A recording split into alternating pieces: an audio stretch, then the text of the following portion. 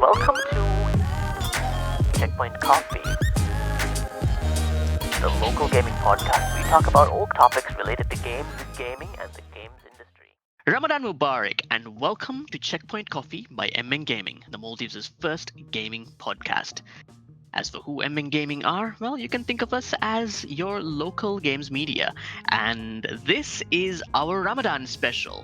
We'll be doing 4 special episodes this Ramadan, and this is the first one. I am your host, Mooney, and with me today are Mika and Hayam. Hey, you guys, how are you doing this Ramadan? Hi, I'm doing well. I mean, do you know how it is, Mooney? Since it's Ramadan, it's always a little bit exhausting and a little bit exciting.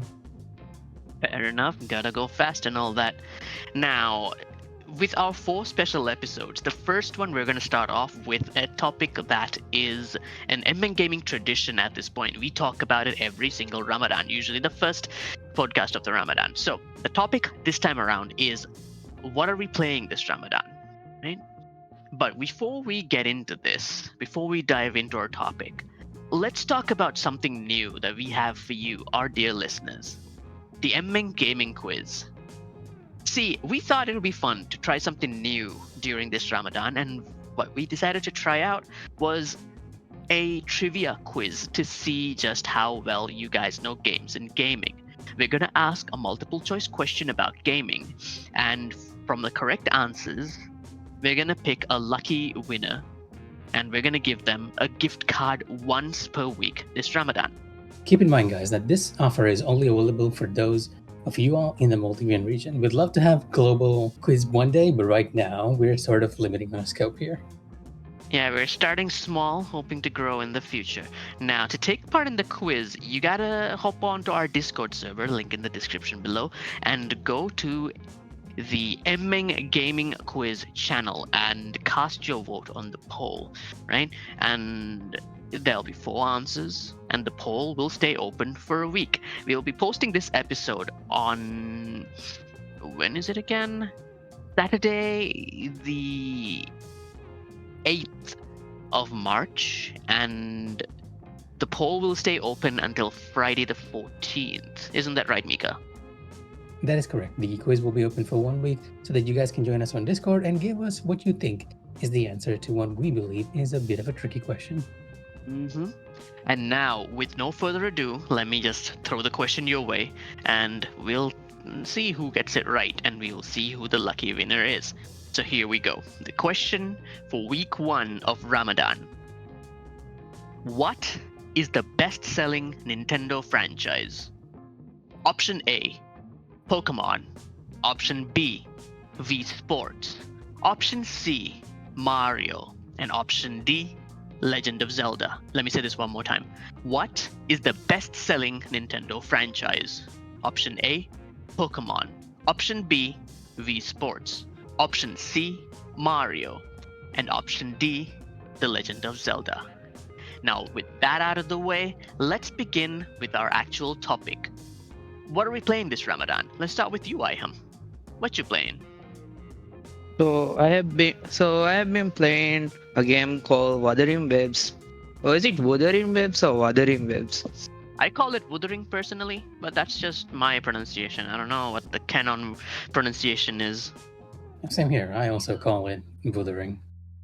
Either way, we are calling it Wuva just to make it short.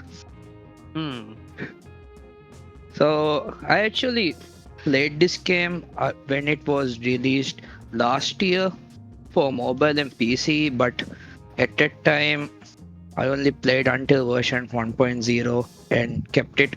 And this year, right around New Year, they released the version 2.0, so which includes the PS5 version. So I thought of playing it once again.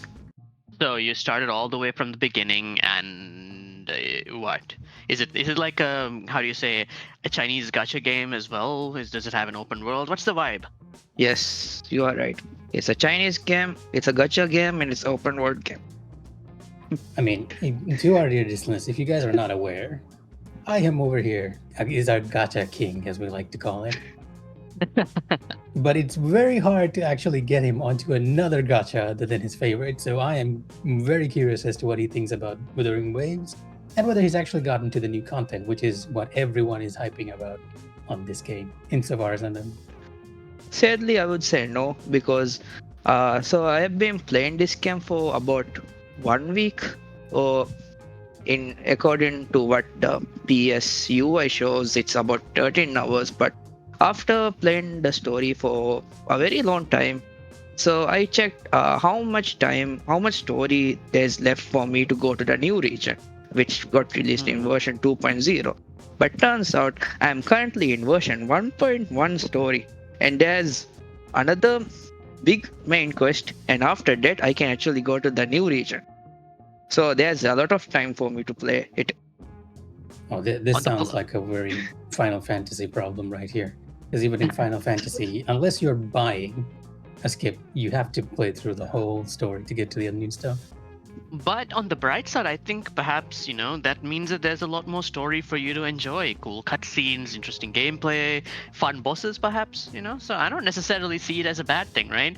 Plenty of game to chew on this Ramadan. Yeah. You played before, right? Like, are you noticing any of the 2.0 or gameplay differences? Because I haven't, just so you guys know, I even started on 1.0 and I finished the storyline back then, but I did not know if there were any gameplay changes. So I am curious to see how you feel about the changes to gameplay. Honestly, after 1.0, I wasn't even following the game, so I don't know what are the new changes they brought into the game even. Okay, well, keep an eye on them for us, all right? But now I'm going to shift the gears over and ask you this question. How has your experience been so far, coming back to the game? The gameplay is same as before, as in I did enjoy it a lot, as in it's actually like sword combat or gun combat, but I prefer the sword instead of the gun. Also, the combos you can do and everything, it's fine. But when it comes to the story, I don't feel much. I don't much vibe to the story. Is the best I could say. Interesting. Why is that? Actually, there might be two reasons.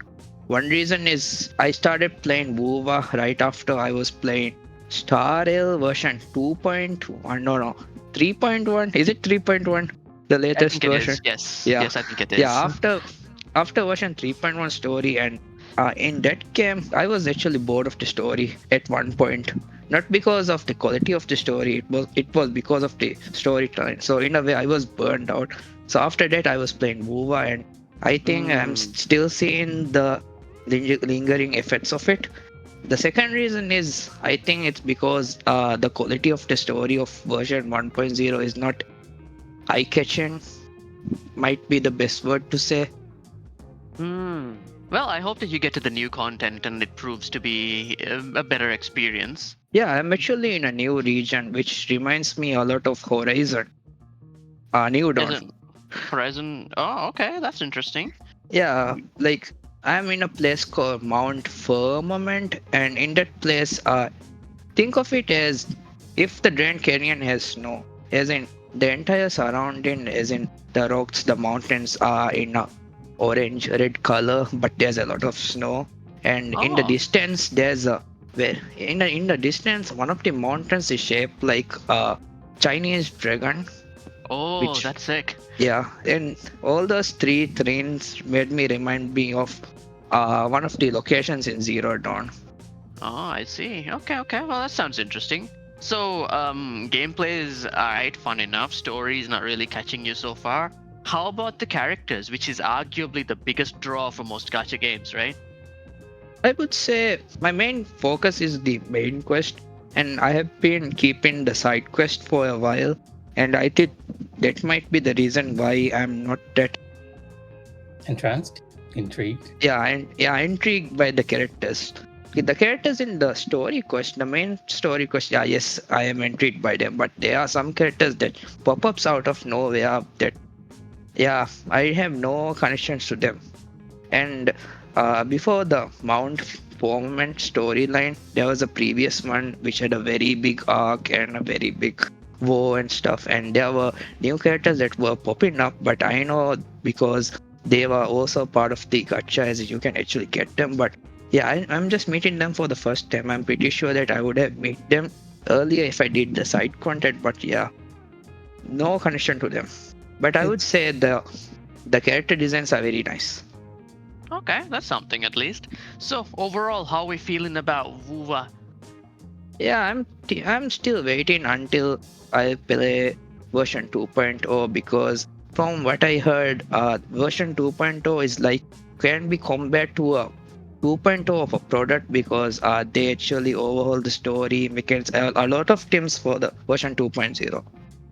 Yeah, I've heard lots of good things about 2.0, including what you feel like is the weakness of the game at the moment, which is the characters and the story. Like even the new cutscenes have very flamboyant direction. I am actually looking forward to the opening cutscene of the new region. I have seen it and it's very good, even the music.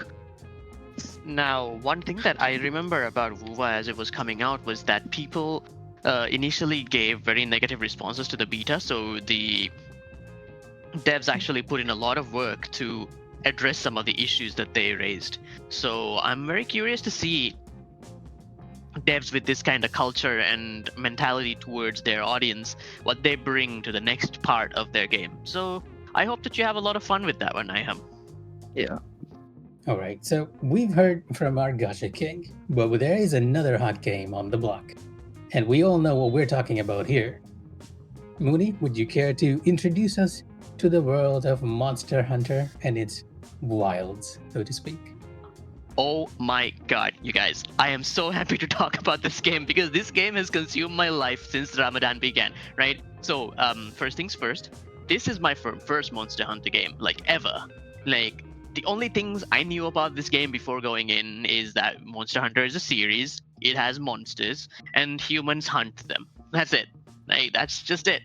Oh, and I also knew that you couldn't target monsters, which I knew this because somebody once saw me play.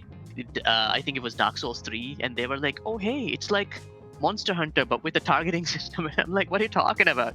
But anyway, this was my first ever, right? And this was the first major game I think to come out for the Monster Hunter series after Monster Hunter World. And from what I've heard and looked up since, it seems that Monster Hunter is a series that does this thing where it releases a major game and then it releases some portable games for like, some stuff like PSP or Nintendo Switch or whatever. And then it comes back once again with another major release, which is this one. So from the outset, I knew that this was going to be the start of something big. I knew that this was going to be a great opportunity to try out this series and see what it's all about. Just jump on it, right? And I must say that their timing of releasing it just on the first day of Ramadan was a really, really good one for me. Because, sorry, actually, it released one day before Ramadan, I believe. It released last Friday.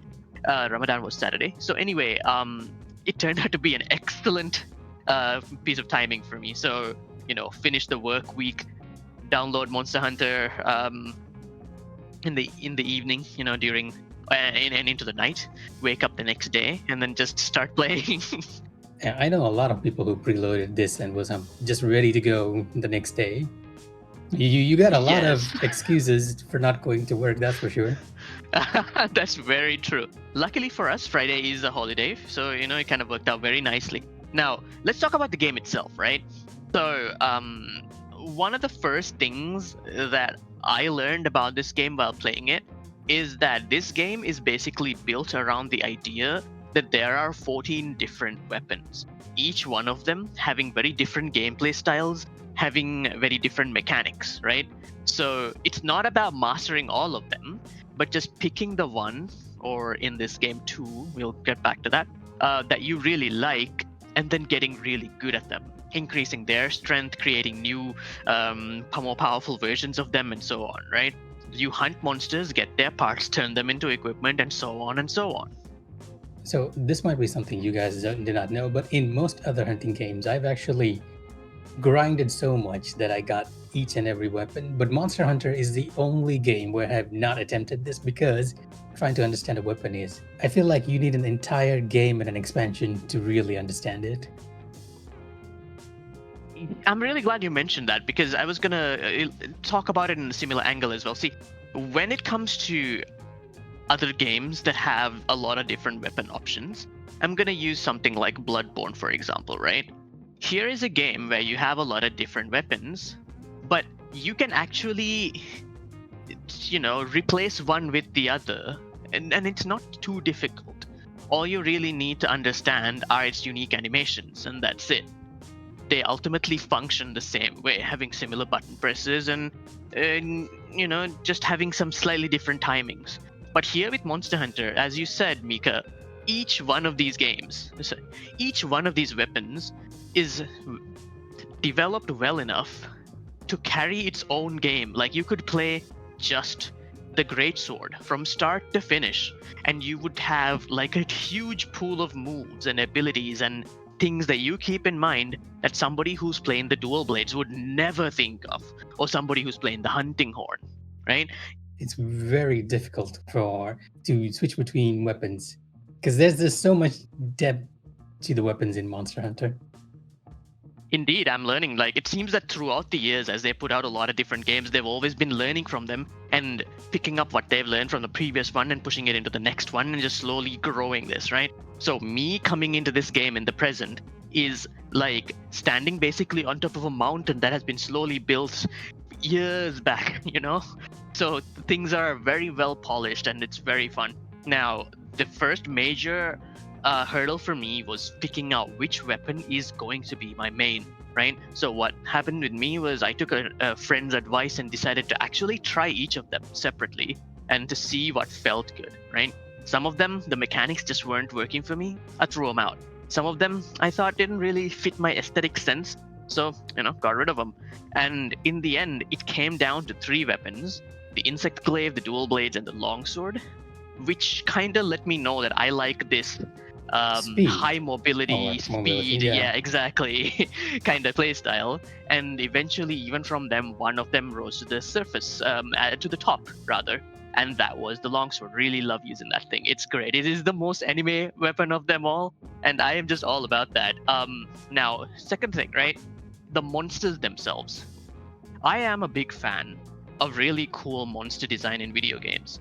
A lot of my early games were like Final Fantasy or other turn-based role-playing games, where because it's like a turn-based game, you can take a look at the enemy, like in your own pace. Like you can take a look at how it's designed, what kind of monster is it, does it have claws, hands, wings, whatever. And so these cool monster designs, boss designs have always fascinated me, right? And then I got into FromSoft games, and again, there you have these beautiful enemies. But the problem there is that these things move so fast and they're so aggressive that you don't really have a lot of time to pay attention to them other than the short cutscene you get to see. So here, another example of fantastic monster designs, and this time they take inspiration from animals, which is something that I find really fascinating. Like, these creatures are meant to be part of an ecosystem, right? They're meant to be the predators. They're meant to be like the upper hierarchy of this area. You're talking about things that look like giant frogs made out of rocks, things that look like big birds, things that look like dinosaurs, things that look like manta rays, right? And it's such an interesting vibe because it perfectly balances, is this an animal or is this a monster kind of feeling? Does that make sense? It does actually, especially if you played the game. Like, I think I remember seeing the first default monster called the Doshiguma, which is a combination of an orangutan and a bear, right? You can sort of see the inspiration there and how it folds into the ecosystem. Now, I'm also happy to say that they don't just, go for animals like very accurately portraying. Sometimes they throw a few curveballs there, like there was me fighting this monkey, and then this guy just threw a wrestling move at me, and I was like, hey, yo, whoa, I never seen an animal do that before. Like, it was very funny. Now, this game, full of dragons, full of like lizards, full of wolves, full of like apes, full of birds, it's a lot, and it's quite fun. Now, one thing I want to highlight, and I think this is something that should be talked about when it comes to Wilds, is that unlike a lot of other Monster Hunter games, this one has a heavy focus on the story, right? And not only that, but the story is actually fairly decent. I can say I genuinely enjoyed it. Like, I'm not gonna rank this among the highest ranking video game stories of all time, but it is definitely a very decent and fun, enjoyable story. It had decent characters. I thought their designs were really good. I thought their voice acting was pretty decent as well. And overall, it touched on some really interesting themes of tradition, themes of like, how do you say, environmentalism, right? It was also a little bit of an exploration of why do hunters exist? What is their role in a world like this, right? And I think that it really made the case that this isn't a case of some kind of stylish animal abuse, but there is actually something very careful and considered going on here. That these guys aren't just killing monsters for the fun of it. They're trying to keep an ecosystem balance. They're trying to make sure that people and animals can actually live together in harmony. And I think that that's a really nice message to send, right? Now, another thing I want to highlight, this is just a really quick thing. I love that not only does our character, the hunter, speak, which apparently is a first for the series, but you can pick from several voices and alter their pitch, which actually technically gives you so many options for what your hunter sounds like. And I, to my knowledge, have never seen a video game do this for their main character, because this character doesn't just have a few, grunts or whatever sounds. He has entire, I should say they, because it could be either. But anyway, they have entire lines of dialogue, entire cutscenes where they're the ones speaking as well. And whatever voice you pick, whatever outfit you wear, whatever equipment you have, and whatever appearance you make is the version that will be present in these cutscenes. And I just think that's so cool. Especially the voice thing. Like, it really blew me away. Because, there is such a big variation. Imagine that they have 5 variants, and then you can alter the pitch for each of them, going from high to low 10 times, right? That alone creates so many combinations of what the voices could be. I found it to be very, very spectacular. Now, quick rundown of cool things. Really like the environments. I think that there's a lot of diverse different Manny, biomes. If I could interrupt. Go on. So you might not be aware, but there is another hunting game which has actually done this, but not with the pitch thing. God Eater is actually, I think, the first hunting game which I remember to be where the main character is voiced, and they do it in such a fascinating way. I'd say 70% of the campaign he doesn't speak at all, and in this one clutch moment, he, she, or whichever option you pick will start speaking. And since then, that series has actually started voicing it. And I feel like Monster Hunter has actually taken a book out of the other hunting games and made it so much better, especially with this whole new open world design. Since another game has done that, kudos to them, my bad. My point here is that it really helps to sell that this is your guy. You know what I'm saying? I really love that. And it's good to know. Now, to just hit a few more good points, like I said, I really like the environments. I think that the different biomes that are available, like a desert, a forest, a snow area, they're all really good. And they offer different types of wildlife, including endemic wildlife, which is very interesting to look at. And it's really fun to do hunts there. Even without a hunt, just riding around there, you get to see animals interact with their native habitat in lots of interesting ways. My favorite thing sometimes is that I'm hunting a monster and then another predator will just cross its path and they'll decide to fight, so I'll just sit back and chill like I'm the guy in Godzilla 2014, let them fight, and it's great. The other monster will just come do my work for me for a little bit. Now, that said, it's not all perfect, right? The first major thing that I want to highlight is that there are some users of the game, some players who are having trouble with the game due to bugs and glitches and stuff on the PC side of things, right? Some people are having a hard time launching. Some people are having some problems with frame drops, right? And the game has been getting a few patches here and there since it came out. I remember downloading at least 2. Right? And my experience so far has been good, but I think it's not fair to just simply say because my experience is good, it's overall good. It is worth acknowledging that these technical issues do exist. It's definitely the most mixed Monster Hunter release that I've ever seen in a while, and I sort of understand as well because the UR system is on the high end spectrum, right? Unlike ours. Yes. And one of the reasons why I haven't picked up Wild is because I want to wait to see how it goes. I am currently working with a 4060, so it's a little bit on the high end and I am able to run it, but I don't think something like this should be mandatory to run a game in this, year of our Lord 2025. Definitely, But it feels way too unoptimized at times.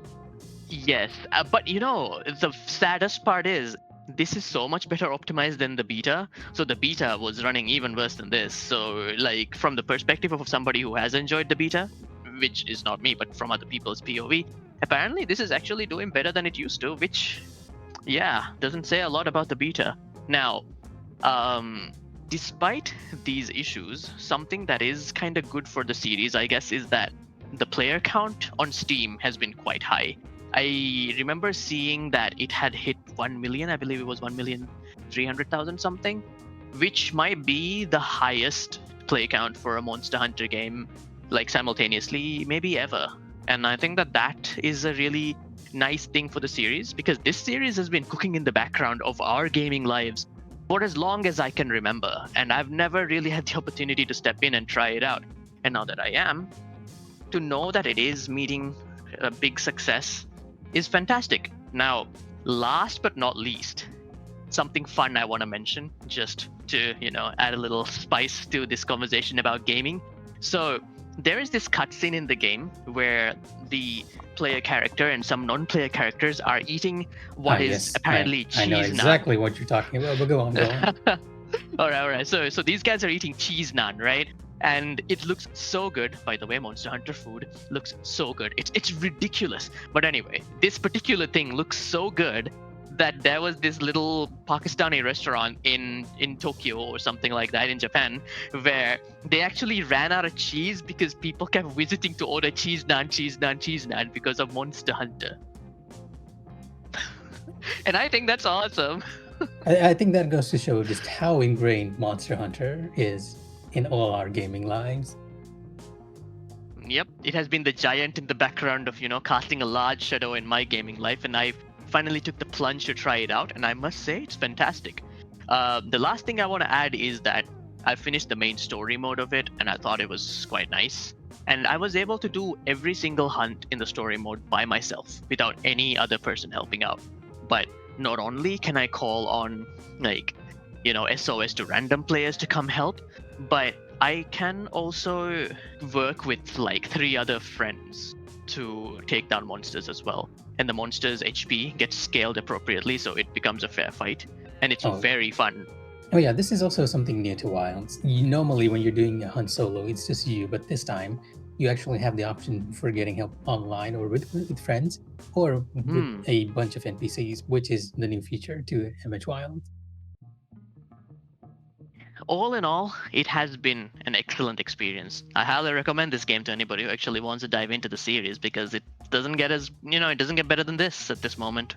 I'm pretty sure that anyone who's interested in Wilds has already picked up. But if you're like me, and if you're waiting for the expansion, and we're waiting to see all these bugs ironed out, then we'll see. We'll be jumping into Wilds soon enough.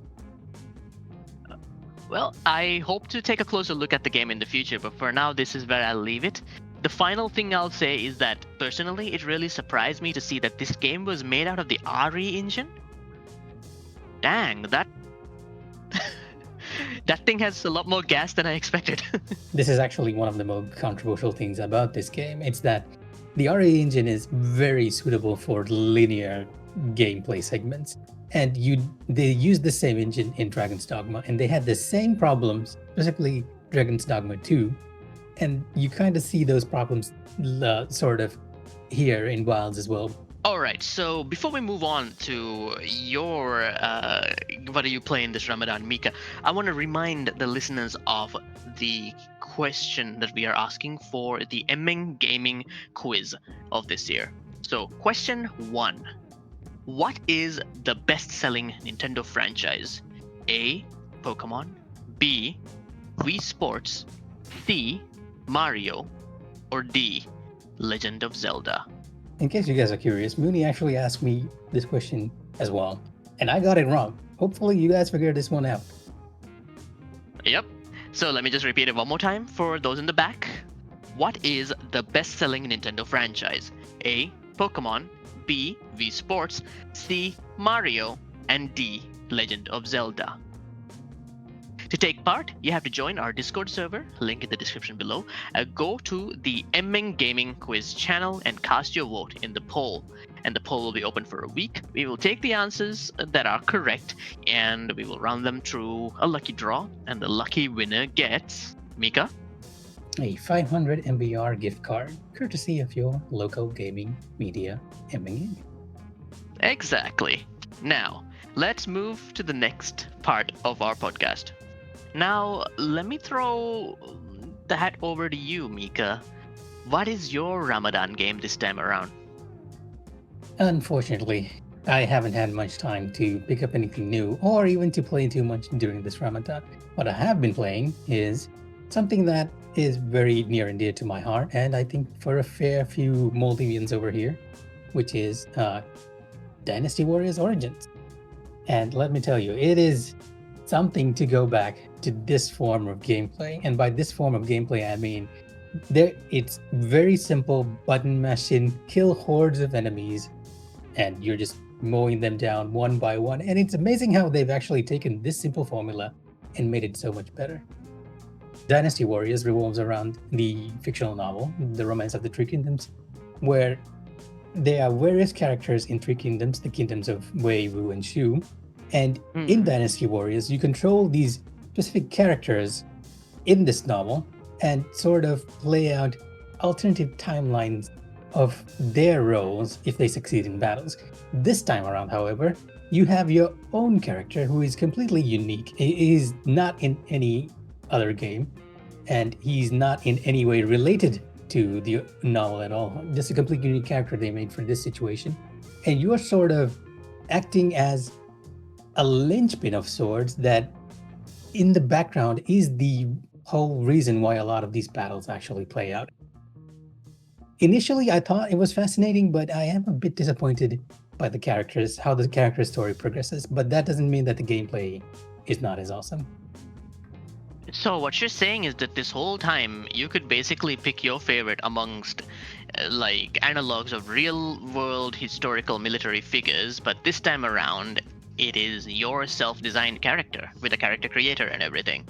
Oh no, unfortunately you're not even designing this character. They already have a set story for this guy. They refer to him as Ziluan. Okay. And everything is fixed, and he has a backstory, he has a role to play, he has his frenemies, his rivals, everything is set there. It's just that you're picking up this guy, and in design terms, or like in gameplay terms, he's very much a self-insert, because unlike the other games, you also have these persona-like bond events with the almost all of the cast characters for Dynasty Warriors, and they are always showering you with affection and telling you how great you are, how much of a contribution you're making. It's actually kind of funny, but I don't like it in the storytelling perspective, but it's actually kind of funny because they keep repeating the same thing over and over again. But the point is, his role is already very fixed, and it seems somehow they've written it so that his influence is actually the real reason why these many lords and ladies actually win out their key battles. And one of the things they've done is that, like previous Dynasty Warriors, there are key points in the story where if you go out of your way to do a certain thing, you can actually save characters or prevent a certain battle tactic or something happening that turns the tide of a battle that historically that your faction lost in your favor. So there's these points where if you are a high enough level, or if you're good enough, you can actually turn the tide of these key battles and change the outcome. Oh. Yeah. So does this basically go into alternate history territory?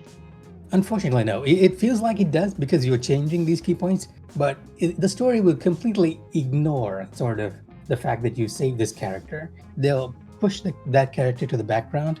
Now, they'll still be alive, but they'll be like, okay, I'm too injured to take part in the battles in the future. And the only change you get is the ending. Everything else plays out as it is. So it's a bit disappointing on that end because I was really hoping for, like you said, an alternative take on the storyline here. What the game does not disappoint is in how they've actually changed the battle system. It's still has hack and slash, square, and press triangle, but what they've done is they've introduced a mechanic to each of the weapons you can get. So for example, your sword is your basic weapon. You just press square and then press triangle for a strong attack, and the number of squares and triangles will determine what kind of attack you do. But if you take something like, say, the spear has a completely different moveset in that if you hold down triangle, it will start doing these swooping arcs around you. It doesn't have a combo like the others, but that triangle attack, any attack you hold will start doing a swooping attack around you. Or if you take something like the twin axes, when you start doing the triangle attack, you'll be prompted to repeatedly press triangle where your character will just start flailing it about like in a frenzy. And then by timing your final attack, you can release a burst of energy. Like each and every one of the weapons are very unique in that sense. It's not too in-depth, unfortunately, but it is enough to keep you entertained.